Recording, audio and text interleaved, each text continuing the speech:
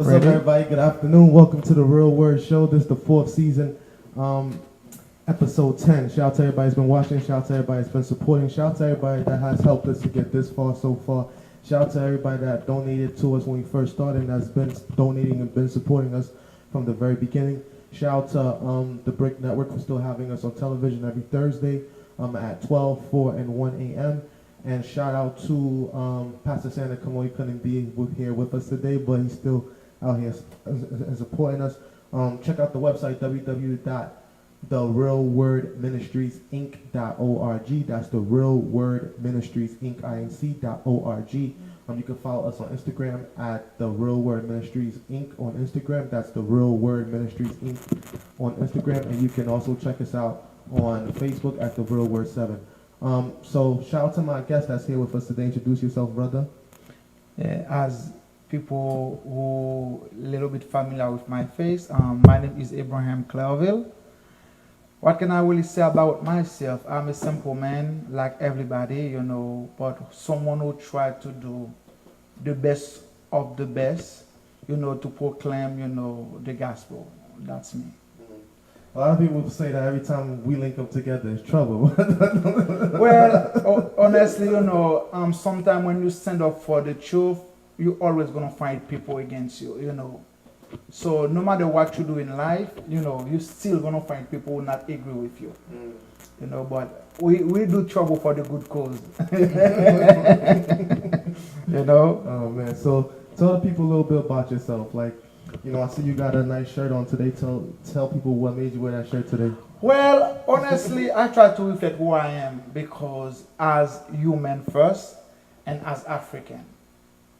So, and I feel like it's time now for myself to reveal the truth of me, who I really is. That's the reason you see I dress a little bit different now, but hey, that's Abraham.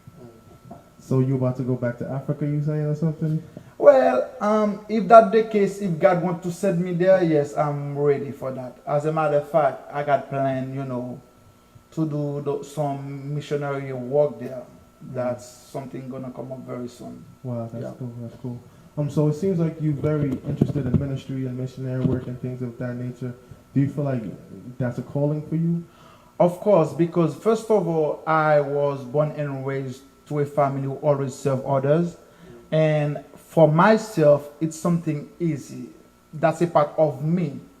This is not something I'm learning from, but that's something I already born with. You understand? Helping and serving. Wow. Yeah. And, okay, so what about pulpit preaching? Do you like preaching from the pulpit too, or you rather serve in the community? Because a perfect example, shout out to Pastor Santa Cameau. He said he's done with the pulpit preaching, that he's just going to be in the community, just serving the community and, focusing on the real word, which is the word of God that goes out and help people. But some people, they feel like that's not for them. They just stay in the church, preach from the pulpit, wear nice suits, make sure their suit always clean, carry a big Bible, and that's it. So what do you think? Honestly, Rickard, okay, both is very important. Both, we have to do both. Both are important, but the problem is, so if you're preaching something and you're not living with what you're preaching, I call that hypocrite. But I feel for myself, I feel like you depart from your mission. And that's the reason we want to discuss that today, right? Yeah. So why the church depart from his mission? And what was the mission of the church? The mission of the church is not only to preach the gospel. But when you finish to preach, because if you want to base on what Jesus said, when Jesus was on earth, right? Yeah. Some places when he went, what he did? He did miracle, right? So some places he feed them. He not even say any words. Yeah, of course. And some places he give the words. Of course. But if you only satisfied to give me the words and I'm in need, you cannot feed my need, something is wrong. It's incomplete. And this is something we have to fight. in church now against, because this is not the mission of the church. But some people, that's not their thing to go out in public and do all those things. But some people, that's kind of hard for them to do. Especially like people that's not used to that, people that's just used to being inside and not doing the street canvassing. All right, especially within our denomination, the Seventh-day Adventists, shout out to the Seventh-day Adventists. A lot of them, especially the pastors, like they get real bougie. They feel like they're like big guys, that they're better than other people, you know, when they have big positions in the conference, and if they're preaching at a big church, they feel like they're that guy. And then people treat them that way, as in they get their own table, they get food first, you know, everybody's willing to like give their first kid for that guy sometimes. You understand what I'm saying? All right. So for that person that feels like they're king, for them to go outside and feed a homeless person, or for them to like, you know, do that stuff outside, for them, that's not for them. Basically, if you see they take the opposite one, based on what Jesus wants to teach us. You know, Jesus always denied those treatment. Sometimes he accept. If there are so many stories in the Bible, we can prove what I'm saying now. Imagine some place they put Jesus as a king. Yeah, Jesus was a king, don't get me wrong. Yeah. But some places he denied the title they gave him. Because the title is not really important, the treatment is not really important, but what I have to offer you, that's exactly what is really important. You understand? So treat them well when they're doing something good. Why not? Yeah. You understand? I understand. So, but when we miss the concept, the true concept of the church, that's the problem. That's why God calls some of the Jewish, some of the rabbi, God called them hypocrite. Yeah. Because they preach something, they say something, but they're not living. They make you believe if this is the right way to do things, this is that, but in reality they're not living by what they say. So what about the people that say, do as I say, not as I do? I think that's the perfect example. So I can say something, but don't follow me. The only model you have to follow is the Bible describes that Jesus Christ. You know, because he came to vindicate the Father. So that's the most important we need, that the will model we need to follow. Because I'm a human, I'm subject to make mistake. You understand? Hold the mic closer, so yeah. As I said, I'm a human, I'm subject to make mistakes, you know. Everybody make mistake, but tell me one mistake that Jesus made when he was on earth. I can't tell you. Okay then.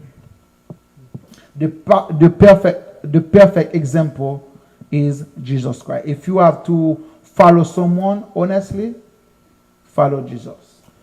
But I think a lot of people read the Bible and they don't understand it. You know, when you're in school and they say, don't only read for comprehension, read to understand. I think there's some people that they don't read to understand, and the people that do understand, they use it against the people that don't understand, and they take advantage of them. And I think that's the sad reality of the situation. I always say for people to take their own time to learn the Bible, you know, always pray for the spirit of discernment when you receiving the word, and then just try to explain it. You see how when I preach, right, and I'm preaching about something in the Bible, I create a whole picture and I actually show people a picture. Yeah. As in, like, I go back to the real history. I show them that this place was a real place in the world at one time, because a lot of places they change names. You know. That's true. That's true. Perfect example is Iran. Right now, Iran, it used to be Persia. So a lot of people don't know that. So when all these things is going on, like I break it down and then I bring it from the past to the present, I relate it to the word, people start to see it different. Like, okay, this is not about people that lived a long time ago, or this is not about people that I don't, like some people don't even think existed. But you can see that there's nothing new under the sun. It's the same thing that's happening. Yeah, it's a cycle. The same thing that happened to the people in the Bible is the same thing that's happening to us. And the same mistakes they made, we're making again. Perfect example was Nicodemus, right? Yes. Nicodemus knew that he was a Pharisee, right? And then like all the Pharisees did not like Jesus. They said that he's a false prophet, he's a false Messiah. All the Jews hated him. But look at Nicodemus. He went to go see Jesus at nighttime to receive the word. So in the darkness of light, in the darkness of night, he went to find the light. And then Jesus was looking at him, was like, in order for you to receive the Holy Spirit, you gotta be reborn in the spirit and in fire. And then he was like, reborn, I'm a grown man, I'm gonna go back inside my mother's stomach. And if you just take that line, that's a lot of us. Like, we so stuck in our ways that we like, why bother to change? I'm not trying to do everything all over. This is how I'm doing it. And I can say this honestly, when I was young, I used to look up to like people like pastors and preachers and people like that, and people in the church. And then when I got older, and then I entered the realm myself, you know, God was ordering my steps, and then people that never thought I would be standing next to them, now I'm there, they're looking at me like, how you get here? You know, Exactly. and then it's like I'm getting to know these people, and then I start seeing their flaws. I start seeing their insecurities. I start seeing the things that like makes them weak, the thorn in their flesh. Then you start to see them, and you're like, wow, these people aren't no better than us. But the only difference between us and the people that don't care at all is that at least we're willing to try. You know, some people don't care to try at all. But then there's some false prophets too, like some people that's doing it for the wrong reasons, for attention, that's doing it for money, that's doing it for power, that's doing it for women. There's people like that. I've met those people too. Nicodemus, he was a smart man, and I want you to understand that. Of course. So he don't want to miss anything. Okay? So by the fact that he chose anyway, anyhow, to go and meet Jesus, no matter the time, it's because he was smart. But at the same time, he got something to protect, his reputation. You know, because he's working for Caesar. Yeah. You understand? Yeah. So, mean that he have to find like a system to protect his job and to get the light at the same time. You understand? But don't forget, That's all of us, right? exactly. That's why the Bible is one of the book or secret book or holy book, if you want it that way. You can find any answer for any questions. You understand? Yeah. Maybe sometimes you not really understand the answer, Exactly. but you got the answer anyway. So because he want the light, he want to meet this guy, because what people said about Jesus, they think he's gonna be king, but he want to make sure he got his job. You know, there's a expression in Haitian language said, yeah, there's an expression in Haitian language said, there are some people, they have to be there no matter what, the government, you know. So I think Nicodemus was one of them, but for himself, he went to visit Jesus to know who is this guy everybody talk about, you understand? But good for him, he found something he never knew. You understand? That's one of the good things. And that's the reason Jesus see his intention, because Jesus can read his mind. He said, oh, wait a minute.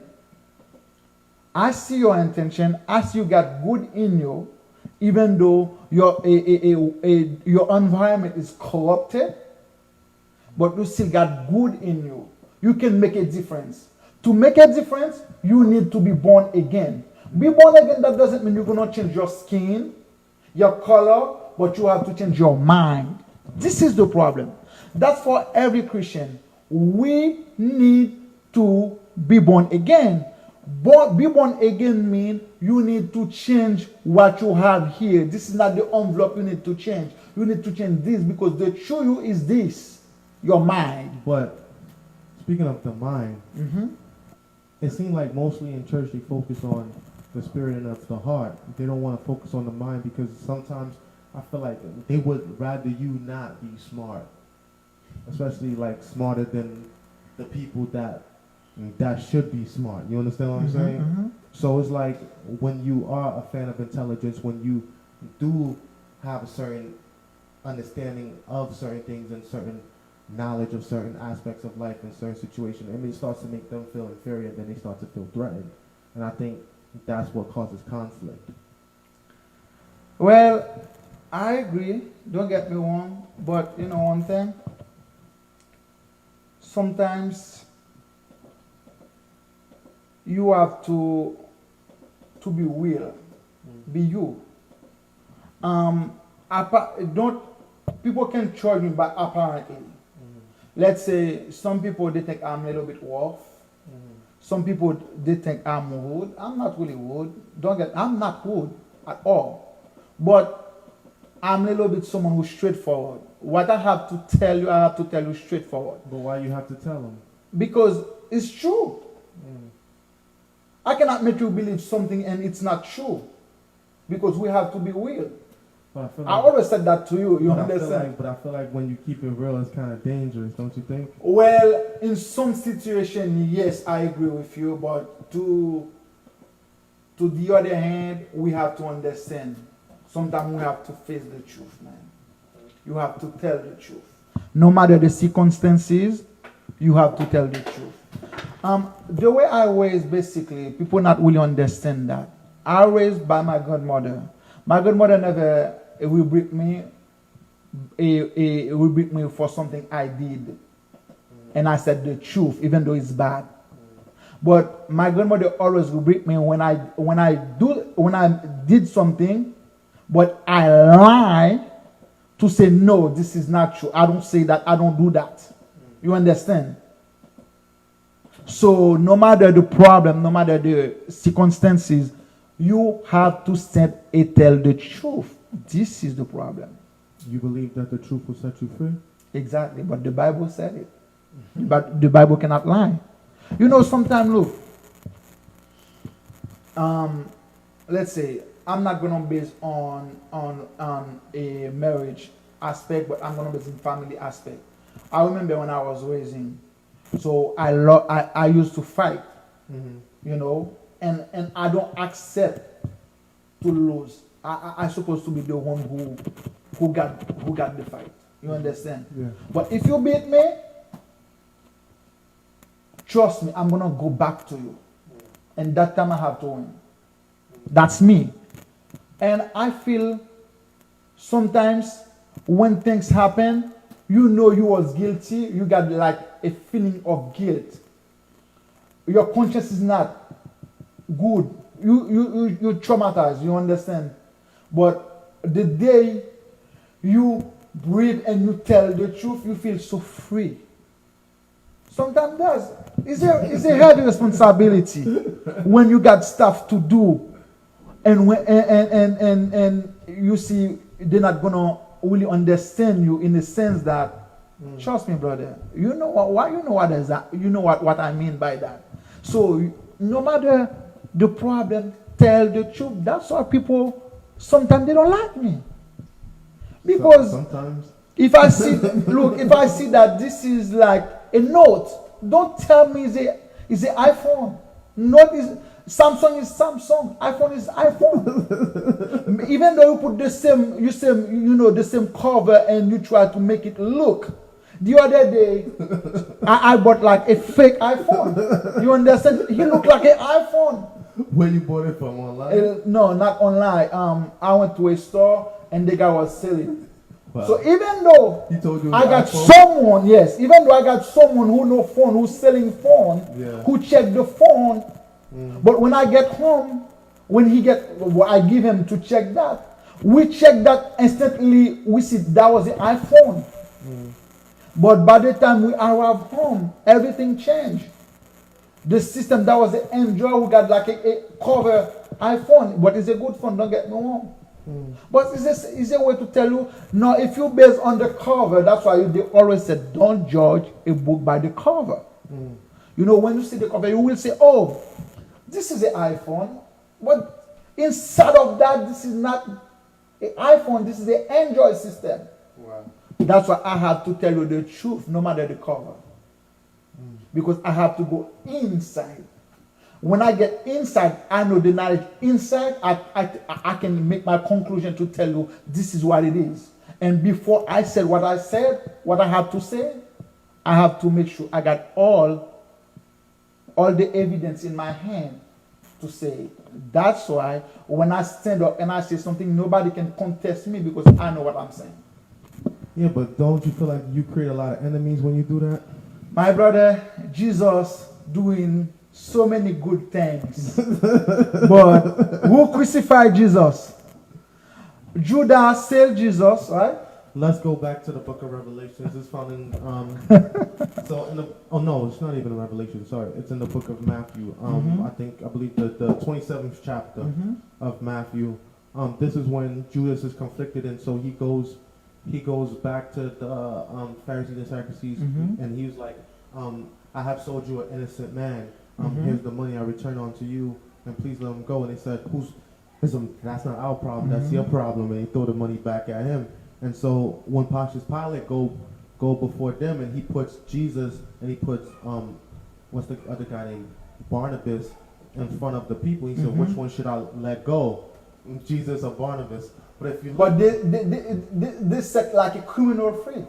Yeah, but if you look, if you look at it, they were both rebels at the same way. The only thing is Jesus was peaceful, Barnabas was more vicious. Like he killed people, but the rebels, they saw him as a hero to them because he was fighting against the Romans, and I guess they saw him as a hero for them. So, but Jesus was a hero to other people, but then the Jews seen him as an enemy. So it's like you could be a hero to one person, an enemy to another. That's exactly what it is, and like you said, Jesus give them food, right? Yeah. Jesus healed them, right? Yep. Jesus did so many wonderful things for them, right? And they didn't see it as enough. At the end, who killed Jesus? Them. Okay. So no matter what it is, if Jesus can accept that, why me? Who I am?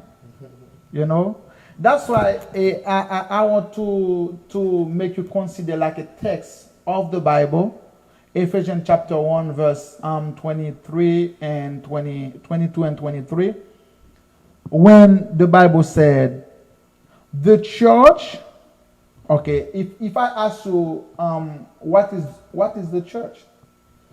The church is, okay, and the Bible says any group of people that come together in my name, I am present.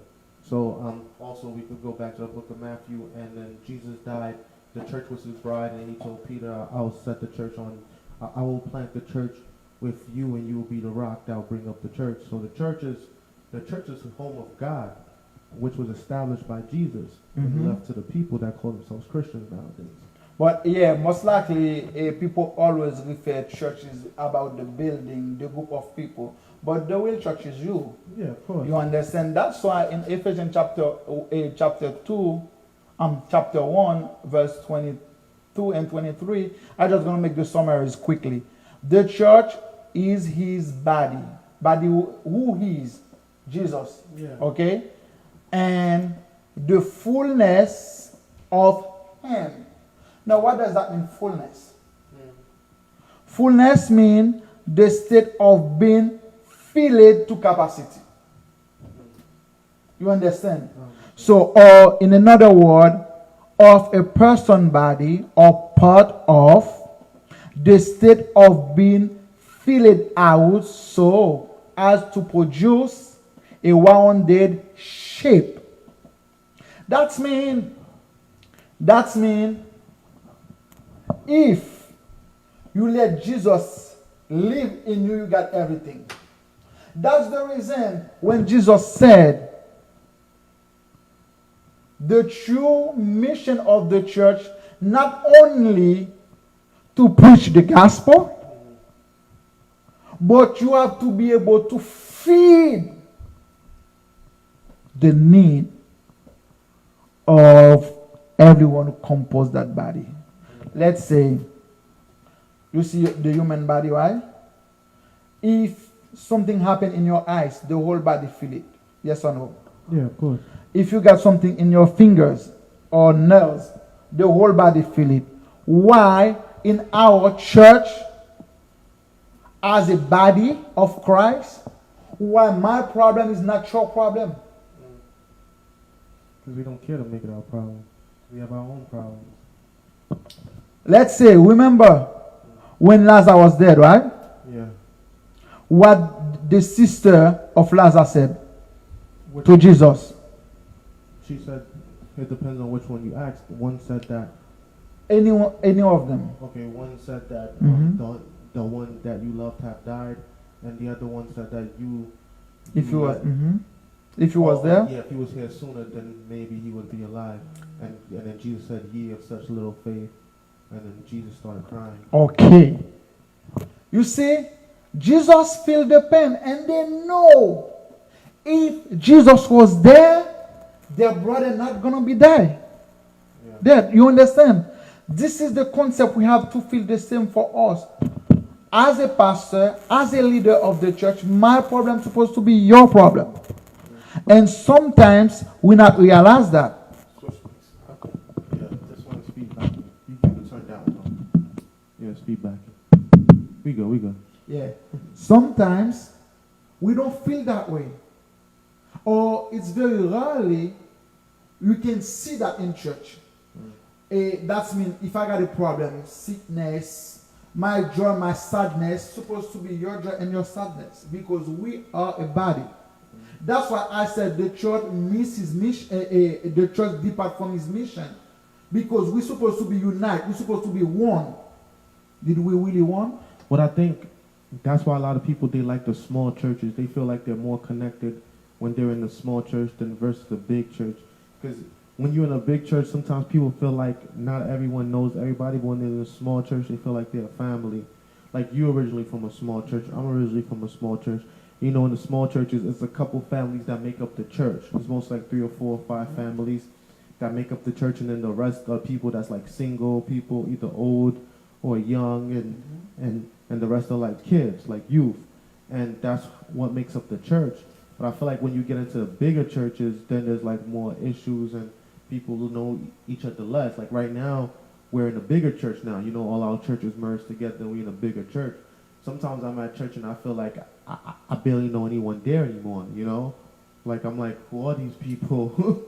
And you can see how when it reaches to that level, you don't know the people as much as you used to know the people before. And so, like, you start to feel like a stranger sometimes, or you feel like you don't care as much for the next person, or they might not care as much for you because you don't really know them the way you know people that you actually grew up with.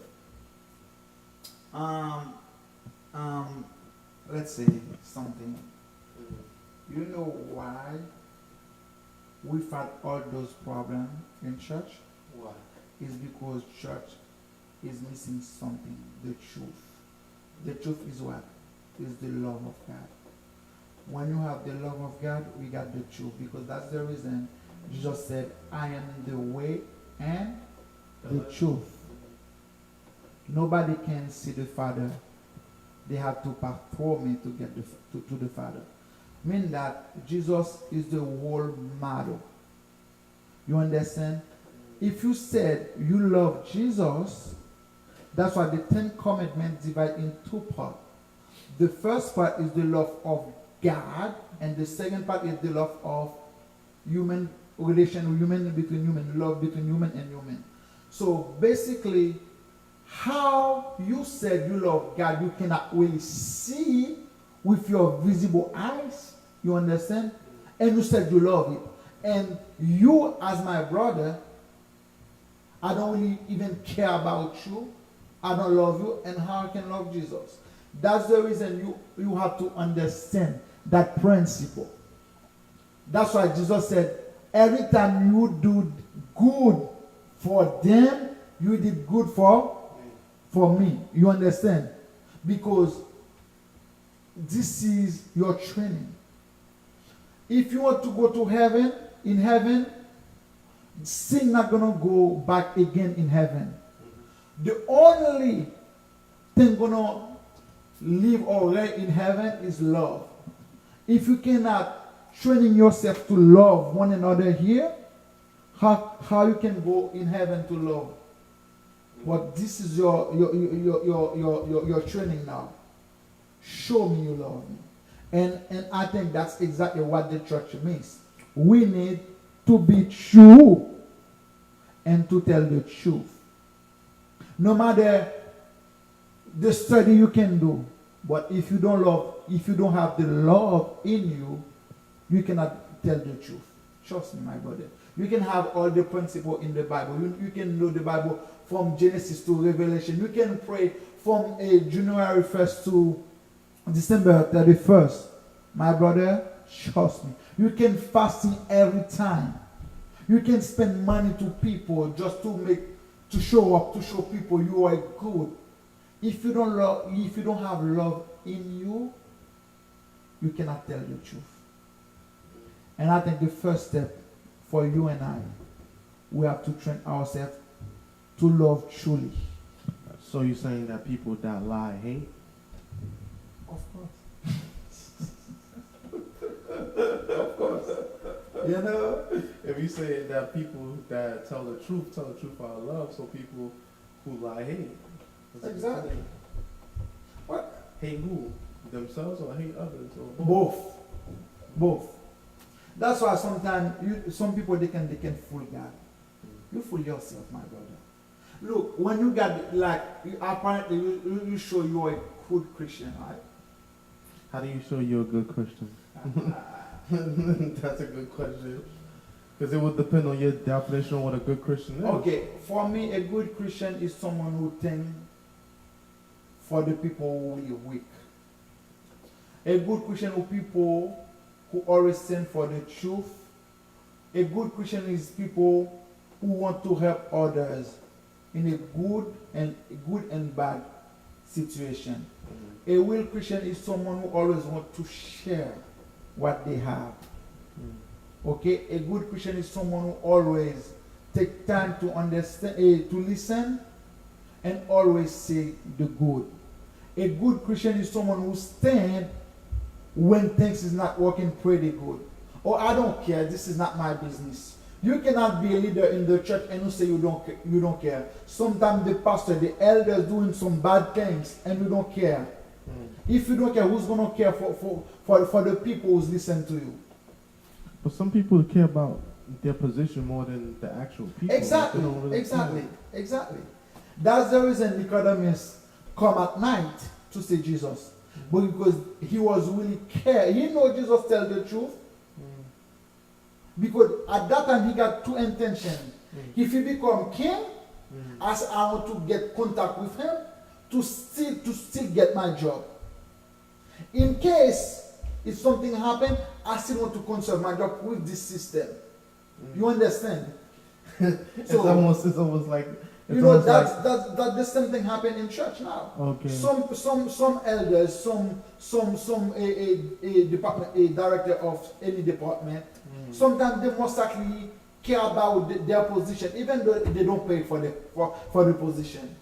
Imagine if they was paid for that. So, if payment is not their reward, then what is their reward? Like, what do they get out of this? I don't know. They have to tell me why they're fighting for that. You understand? Me, I don't need position to work for God. You don't need position to work for God. What you're doing here, you're doing it for God. When you go outside, you feed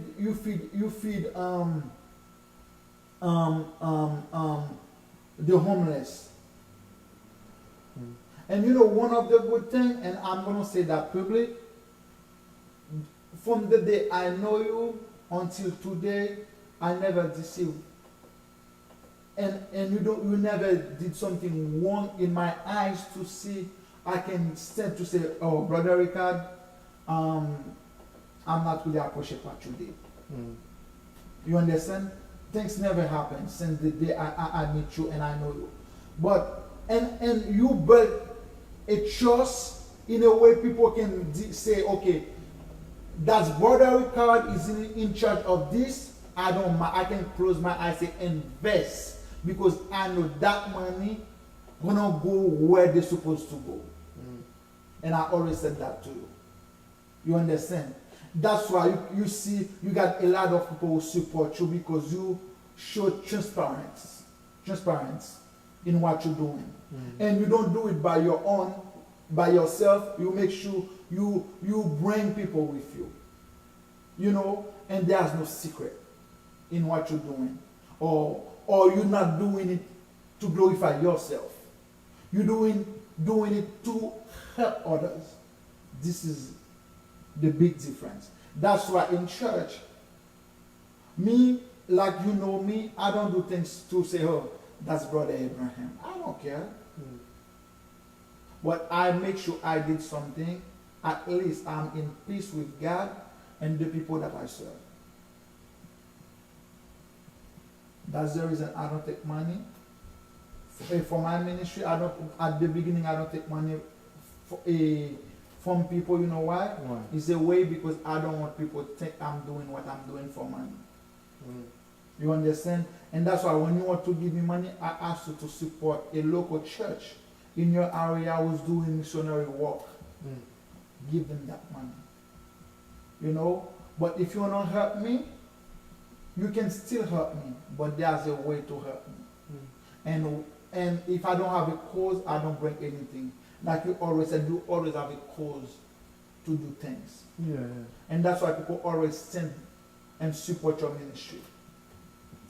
Yeah, I mean, I think it's very important if you're asking people for money that you show them where the money is going, and you also appreciate the people that donate. I remember when I would put up the people names that donated and how much they donated, people would tell me, oh, don't do that because then you make other people that like not donating look bad, or sometimes people might donate little and they might feel a way about somebody donating more. But mostly it was from people that wasn't donating that would tell me stop putting people that's donating publicly. That's exactly what it is, brother. Trust me. Trust me. And that's the reason I said, imagine, okay, let's say the Bible said, my people die because they have a lack of knowledge, right? Yeah. Okay. The Bereans, the way they operate back in the days, when you come, you present them something, they listen to you, and they take notes, and they go back when they was home to investigate what you was saying. They're supposed to. Exactly. They take what is good, and they throw in the garbage what is bad. That's what I did during my I think it was my third sermon. I did the miseducation of a Christian, and I said, anything that I'm saying right now, go home and do your own research and look it up. That's what I was telling people to do. That way, like, you know, they could understand and they could see for themselves, like, exactly what it is that, like, I'm teaching, to see if it was right or if it's wrong, because right is right and wrong is wrong. You don't want me to be preaching the wrong thing to you and then you believing it and you go and preach it to someone else. It's not good. That's exactly what it is. So, and anyway, I think we have to review the way church operates. Look, in Catholic system, the priest is the king. What the priest said, nobody can revoke that. But in our church, which is that's why we got the Protestant movement, because we do believe there are certain things that need to be changed. This is not the proper way to operate that. But the love for money, sometimes you're always fighting for glory. You're always fighting to be in leadership. You always try to do something to show yourself, to make people see you. You understand? To get power. Some people like that though. Like me, honestly, as a leader. Who don't like power? Everybody. Me, honestly, as a leader, every single time I was moved up or every single time I got a title or position, I never expected me to get it. You understand? Mm-hmm. You know, when I was in college, I didn't even know I was going to graduate. Then I graduated. I got my first job. When I got my second job, I didn't think I was going to get it because the girl that told me about the job, she didn't even get that job. So it's like, so in that sense, I thought that I wasn't going to get the job, and I got the job. Even when I was elected to be the assistant chaplain for Franco-Haitian Youth Federation. I didn't even know there was a Franco-Haitian Youth Federation. Exactly. when I was elected youth leader, I was like, there's only like 8 of us here. So I was like, all right, it's whatever. I'm just gonna do the best that I can. And we went from 8 to 40, you know, in regards to the youth. When I was elected elder the first time, I was just like, if they was like, you want to take the position? I was like, if it helps me to serve my church and to help the youth, I'll take it. But in regards to like, you know, me fully conforming and becoming one of them, I don't think I could ever become one of them. Mm-hmm. You understand? I'm going to use the title to help other people, but I'm not going to like put myself in a position where it's like I'm changing who I am. Like, I couldn't do that. But anyway, it's always good, you know, to learn something new. Yeah, of course. It's always good to change position when you have to. Yeah. It's always good to accept certain things they think you can do. You understand? But I will let you know that power don't come from human. Human look for power, but God gives you power. Of course. Therefore, I always said that everywhere I am, some people they call me front thief. You know, when you smile, the first thing they see in your mouth is the front thief. You understand? You know what? But I accept that there's a lady, there's one of my classmates when I was in high school who call me that way. You understand? Because anywhere I am, people have to see me. Not to see me in a way, negative way, but I always want to learn and defend what I don't know. I mean, learn and defend what I know. Yeah, of course. So that's me. That's the reason, you know. Yeah, that's the reason I said I love knowledge. I always love to learn new stuff. But when I cannot stay in a stage that learning, what I learn, how I use it. Let's say if I'm a doctor, right? Yeah. I never walk to a hospital. Let's say I'm a doctor and I choose to do politics. Can you consider me as a doctor? A doctor, you doing politics? Yeah, you do politics. There's And no you don't go to the politician hospital. Exactly. That's I cannot continue to call you doctor. I have to call you politician. But Haitians call themselves any name they want. Okay. So you know, but they always look for a good title that fit them, but in reality they're not working for that title. Have the knowledge, that doesn't mean if you don't serve, you don't help people with that knowledge that you have, it's a waste of time. But I think that's more so culture, because you know Haitians, like they like the macho bravado guys, and they like titles because they like to feel like, you know, like they the man. You feel me? Like, and that's what they like. So I feel like that's just culture.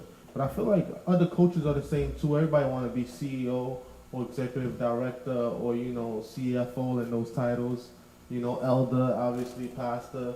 Those are titles that people want. Like people that really into church and want to move up, they want to become elder, pastor. Like they want to do those things. You know, this is one of the things I keep finding myself, or I keep fighting with God, because I got so many bad examples in front of me, or I'm living with those people. I live with those people. In the sense that some pastors, they don't have the call. They just go because it's a way to get power. I mean, they just go is a way, you know, to make money. They just go, but they don't have the call. When you have the call, you can see it easily. you most likely gonna see love. You understand? Many are called. This is my problem. The thing is, many are called, but a few are chosen. Exactly. You know, some people could feel like, I love the Lord, I love God, I love everything about God, and this is what I want to follow, this is what I want to do. Just like somebody wake up like, oh, I want to be a gangster, and they just be a gangster. Some people wake up like, oh, I want to be a Christian, that's what I'm going to do. Some people like, okay, I want to, you know, right now the girls, they want to be loose, like, it's a hot girl summer, like that's what all the girls want to do right now. And the guys are standing by looking like, wow, like they're just looking. So it's like, what do you want to be? Some people are like, okay, I want to be a pastor. I see the pastors, they get to wear nice suits, they're treated with a lot of respect, they get a lot of perks. I'm going to become a pastor. That's what a young youth around my age told me. Like, that's why he wanted to become a pastor. Like, he saw the perks, he saw the benefits, he saw how people got treated, he saw the love. He's like, yeah, that's what I want to do. You understand? It's somebody like me, for example, where that's not what I want to do at all. But then, honestly, I don't have problem to be a pastor. But, and I think my fellow pastor are gonna have problem with me because I'm not gonna enjoy them in the way they do business. Imagine God give you for free, right? What he said after that, give for free too, right? So how come now we have to discuss that too? That's why I said churches depart from his mission. How come you come to preach like a crusade for my church and you have to set up the price to say, oh, this is, you have to give me 5,000, 6,000. Sometimes you just come from to visit my church and you just present a sermon. And I have to pay you for that. So it becomes a business. If Jesus have to, if we have to pay Jesus for all he has been done for us, do you gonna have money to pay him? Obviously not. Even though, okay, Jesus leave his throne, his glory, everything, he condensed himself. He take our nature and our form. He become a human as God to come and serve and to save us. He got his own life in exchange of our life just to save us. Do you have money to pay him?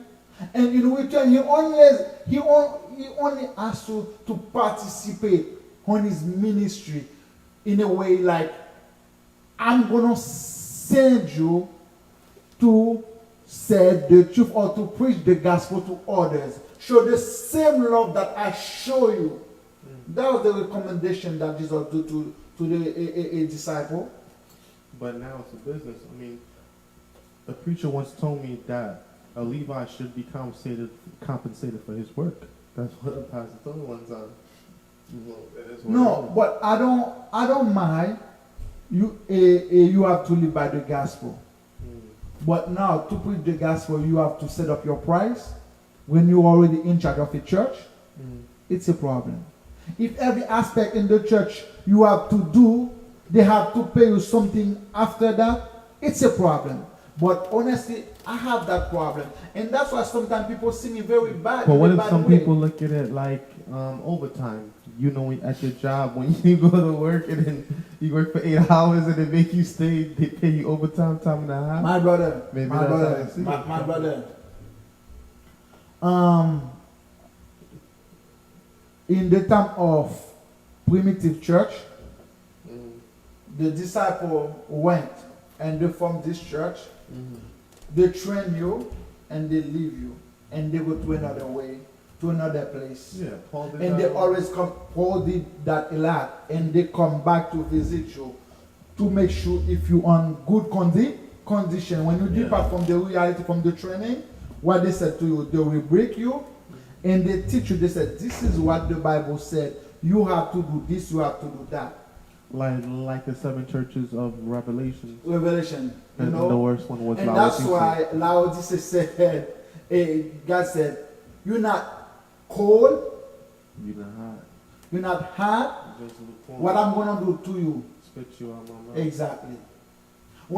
If you try to drink some water and the taste, or some drink, the taste is not good, what you do? You put some ice in it. Exactly. So we as Christians, we don't want to put ourselves in that position in a way until God said, you know what?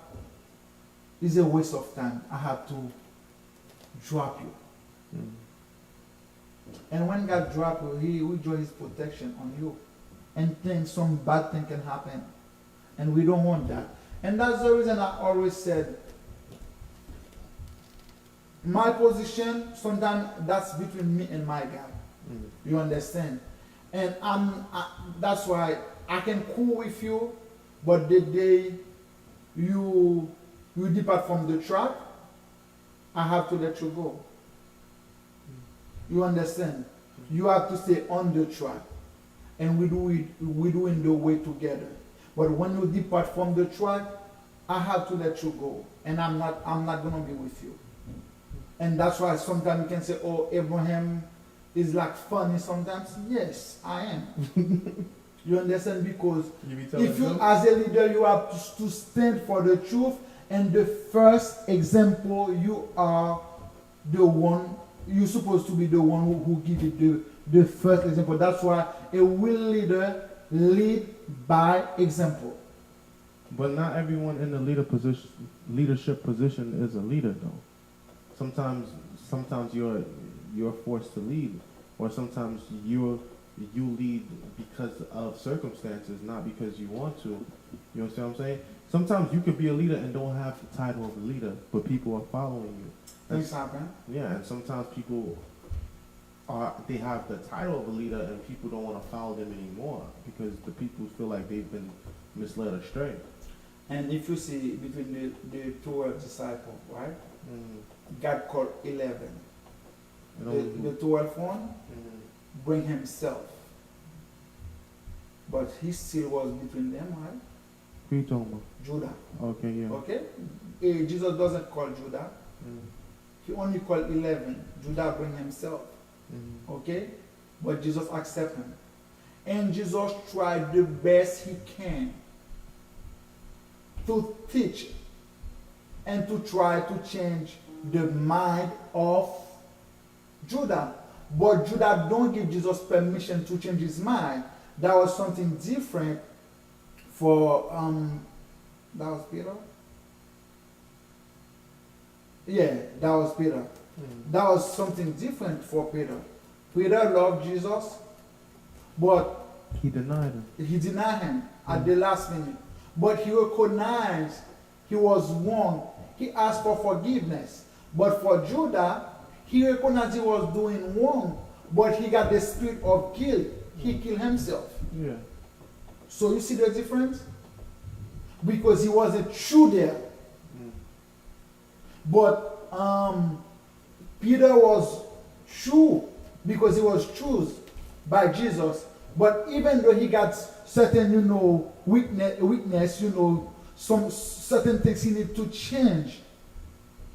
That's why you need the Spirit to help you to change yourself. But to change yourself, nobody cannot do this work for you. You have to give the Holy Spirit permission. Because you create with your freedom. If you don't want to give God permission, God cannot take it.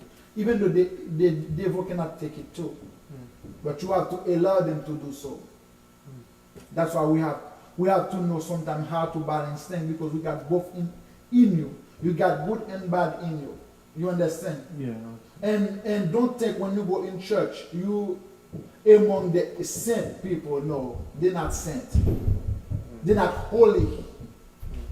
You understand? You have to be careful. That's why I said I'm dealing with human. I don't want to say I'm dealing with a demon, but I'm dealing with a human. But that human could be a demon. You understand? If you leave the negative spirit lead you, you're not human for me, you're demon for me. But if you leave the true spirit God's spirit or good spirit lead you, for me you're a human, because the real human is the one, is the way God was created you to do good. You know? Yeah, man, that's a deep message. I hope the people get everything that you're trying to explain to them, and I hope it resonates for them. So we got 5 more minutes. You have any closing thoughts that you would like to say? All right. If I have to say something, and I don't want you guys who listen or watching this show, don't let nobody fool you. Your pastor, your elders, whatsoever. The real matter is Jesus Christ. The real church is you. Okay? The real church is you. If you let the Holy Spirit to open your eyes, He's gonna teach you the truth, and the truth gonna set you free. So, like I said, the true matter is Jesus Christ. Follow Jesus, don't follow anybody else. That's what I have to say. Deep. Yeah, so I believe that young people, you have to stay strong in everything that you do. I know sometimes it feels like no one is listening to you guys, and especially the young people that's in church, they might feel like it's the old versus the new. I think that we could find a balance if we put God first and we allow God to actually order our steps. And that's with every part of your life, whether it's your personal, your professional, your spiritual life, and your physical even. Try to get in tune with all the different parts in your life and work in unity, because even the demons come in legions. So imagine That's if true. the good people came in legions. We would be a force to be reckoned with. And shout out to the Real Word, because it's giving us a platform to talk about these things. And everyone is coming on and they speaking their piece, and I think that's a great thing. So thank you to everybody that watched tonight. Shout out to everybody that's been supporting. You can check out our website, www.therealwordministriesinc.org. That's www.therealwordministriesinc.org. That's inc.org. Follow us on Instagram, same thing, at The Real Word Ministries Inc. on Instagram. That's at The Real Word Ministries Inc. on Instagram. It's The Real Word 7 on Facebook, The Real Word 7. And we on YouTube, www.youtube.com/therealwordtv. That's The Real Word TV. That's one word on YouTube. So we thank you all for coming and watching us today. Shout out to Abraham Clairvil for being the guest on today. Shout out to Pastor Sandra Cameau for always being here with us since day one. And we're going to keep it going. We want to close out with a prayer? All right. Our Lord, our Savior, we want to thank you for this opportunity that you give us to let people understand the truth about you. And I want to ask you to bless this ministry and to bless Brother Rickard. May his project realize and help him to grow that ministry in a way everybody can get something from that ministry. And we want to ask you to bless his family and bless the staff. And we ask you all of that in the name of Jesus. Amen. Amen. So we thank you all for coming. Shout out to everybody that's watched tonight. Good night. God bless, and we love you. Peace.